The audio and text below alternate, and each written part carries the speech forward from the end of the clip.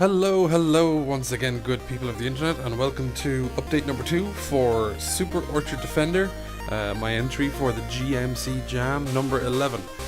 So we've come quite a long way since you saw us the last time.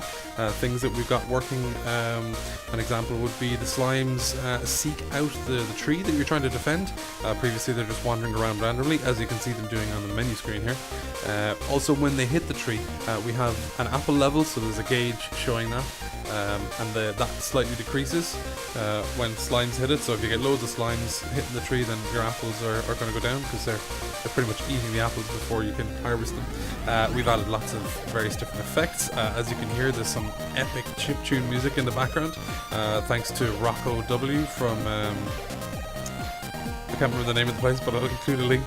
I'm going to fully attribute him in the credits anyway. So we've got some awesome music in there. We have the ability to mute it and turn it back on, and we also have some sound effects in here as well. So let's jump into the game and see what's going on. So as you can see, we've added a lot of GUI elements. So we have up here the apple level, and also shows us the goal for this level. That's not working at the moment. That's just arbitrarily placed there. But you can see the slimes are going straight for the tree. And you'll see once the slime hits the tree, we'll get a nice little effect. So, yeah, lovely. So you can see when we click on these things and stuff like that, there's lots of effects going on all over the place.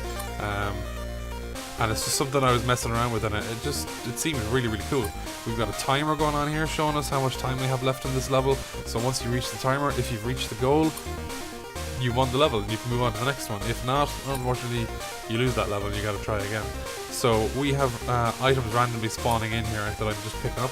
So they're spawning into boxes and we're picking them up, and you can see I've just gotten that. So we've added these as well. So these are the items that you can place to kind of mess with these guys.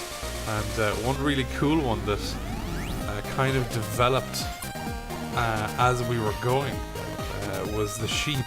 Now the sheep, what I had wanted to do, I wanted the sheep to kind of seek out the enemies, and I wanted they were called sleepy sheep, so I wanted them to make the enemies sleepy. But as you're about to see, they're not very sleepy; they're more dizzy. Thanks to the animation loop found in this sprite sheet for the sheep. So now they're the dizzy sheep, and when they bounce off enemies, I don't have it working yet, but when they bounce off the enemies, they're going to make them dizzy, so the enemies are going to start wandering in the wrong direction. So that's something that we can do, and after a while the sheep disappears. So you can see there we've added a little apple here, and that's increased a little bit. So despite the slimes coming along and gnawing on the tree, we're still making a bit of progress. So let's place one of these plants. It doesn't do anything to the slime as of yet, but you can see there's a cool little effect there, and that's basically going to make the slimes fall asleep. So yeah, there's a lot of stuff gone in here. I still haven't gotten a fence. There we go. Alright, so we're going to place a fence, and that's going to thwart the...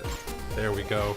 So after a couple of attacks, it's not working now, but after a couple of hits, this fence is going to disappear, so it'll be destroyed.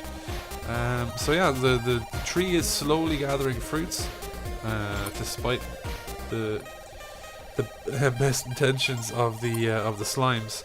So that's what we've got working thus far. We have the random spawn of items coming in. Oh, you can also toggle full screen.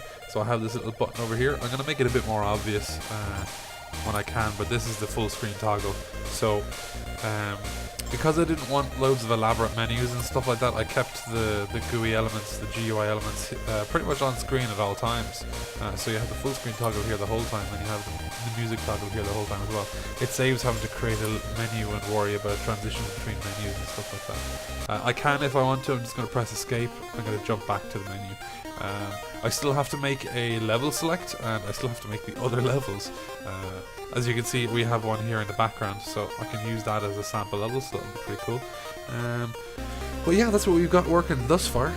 It's now, for me, it's about 2 o'clock in the morning on Sunday, and I have until pretty much 11:59 PM Monday to get this done. So I still have a lot of work ahead of me. I have an actual day of work, real life work ahead of me tomorrow. So I'm gonna try and get a little bit more done now, and then we'll go from there. So we'll come back to you guys tomorrow with the final update once we have the game in as releasable a state as we can.